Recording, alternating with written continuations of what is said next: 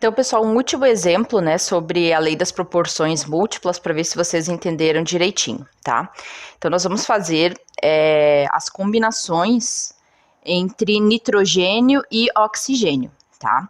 Provavelmente na inorgânica devem ser os elementos que podem se combinar na maior quantidade, eu acho, de proporções, tá?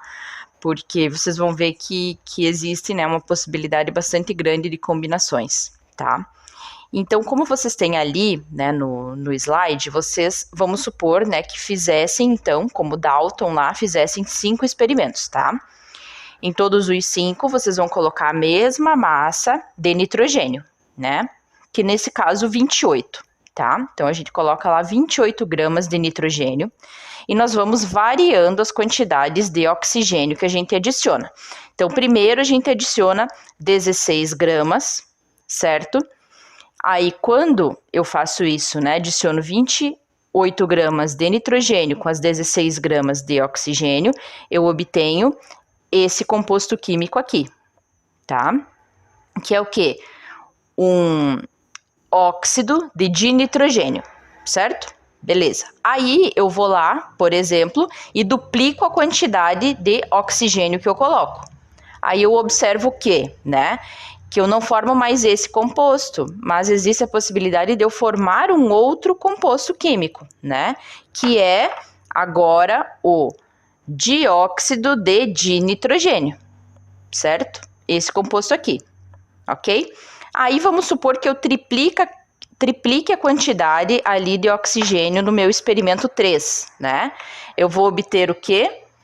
Um trióxido de dinitrogênio. Aí eu quadriplico essa quantidade, né? Eu vou fazer o quê? Eu vou obter um tetróxido de dinitrogênio, ok? E aí, por último, eu vou lá e coloco 5 vezes mais oxigênio do que eu coloquei no início. Então, 80 gramas agora de oxigênio para 28 gramas de nitrogênio.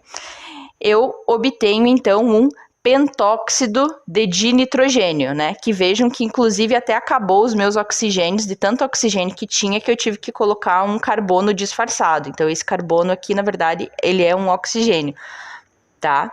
Então, o que a gente quer dizer com isso, né? Vejam que a possibilidade de combinações que eu tenho, né?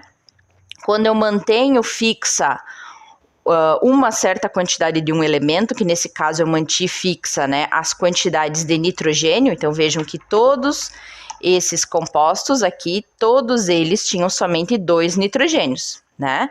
Então se eu mantenho isso fixa, existe, né, uma proporção de oxigênios que eu consigo, né, combinar com esse nitrogênio para formar então compostos distintos.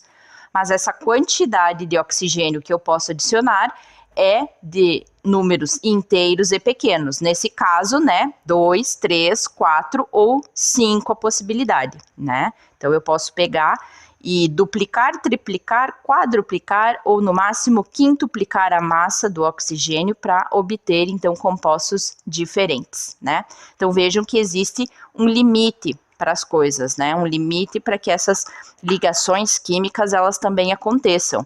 Na época isso não se sabia, né? Não se tinha esse conhecimento. Hoje a gente sabe que nós temos as ligações, enfim, e que os átomos fazem, né, até um certo ponto, né? Eles se combinam. Mas vejam que todas essas observações, então, ajudaram lá a Dalton, né, que foi ele que fez esse experimento aí das proporções múltiplas, a formular a questão do modelo atômico, né? Então, para ele ficou bastante claro, né, que quando ele duplica, triplica, enfim, né, a quantidade do oxigênio, é muito provável que ele fosse, então, uma bolinha que estivesse se combinando ali com o nitrogênio já existente, né, e formando uma molécula maior, tá? Então, espero que vocês tenham entendido e nós nos vemos na próxima aula. Até!